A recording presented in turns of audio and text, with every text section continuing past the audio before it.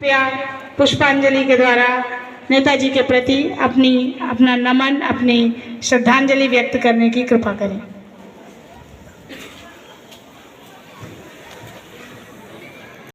नेताजी सुभाष चंद्र बोस के बारे में हम सभी जानते हैं। देश को आज अंग्रेजों के चंगुल से आज़ाद कराने के लिए जीवन पर्यंत संघर्ष करते रहे।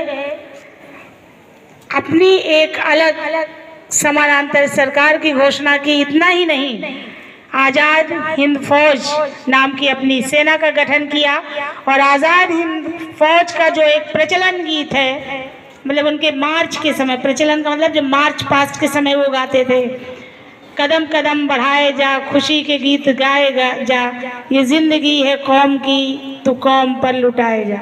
आज भी ये सभी के मन पर, मस्तिष्क पर इस गीत के अमित अक्षर आज भी अंकित हैं।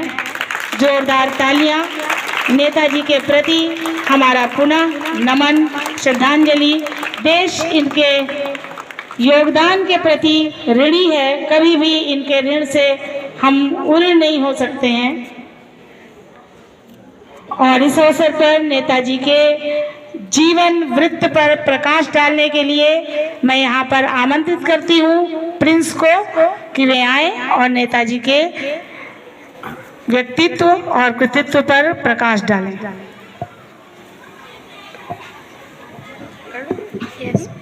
सुप्रभात। आज मैं आप सभी के समक्ष सुभाष चंद्र बोस के बारे में कुछ बातें बताना चाहता हूं।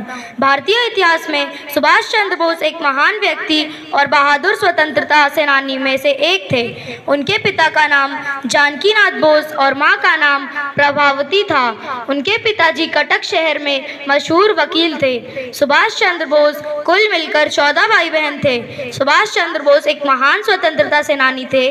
तुम मुझे खून दो, मैं तुम्हें आज़ादी दूंगा। उन्होंने ही हमारे भारत को यह नारा दिया, जिससे भारत के कई युवा वर्ग भारत से अंग्रेजों को बाहर निकालने की लड़ाई लड़ने के लिए प्रेरित हुए।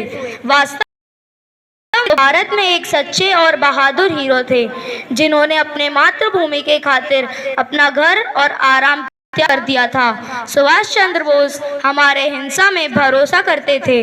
उन्होंने प्रतिभाशाली ढंग से ICS परीक्षा को पास किया था, परंतु उसको छोड़कर भारत की स्वतंत्रता की लड़ाई में जुड़ने के लिए 1921 में असहयोग आंदोलन के साथ जुड़ गए थे। 12 सितंबर 1944 में रंगून के जुबली हॉल में शहीद यतेंद्र दास की स्मृति दिवस पर सुभाष चंद्र बोस हैं अत्यंत मार्मिक भाषण देते हुए कहा था कि अब हमारी आज़ादी निश्चित है, परंतु आज़ादी बलिदान मांगती है। आप मुझे खून दो, मैं आपको आज़ादी दूंगा। यही देश के नौजवानों में प्रेरणा फूटने वाला वाक्य था, जो भारत में नहीं विश्व के इतिहास में स्वर्ण अक्षरों में अंकित किया गया है। धन्यवाद।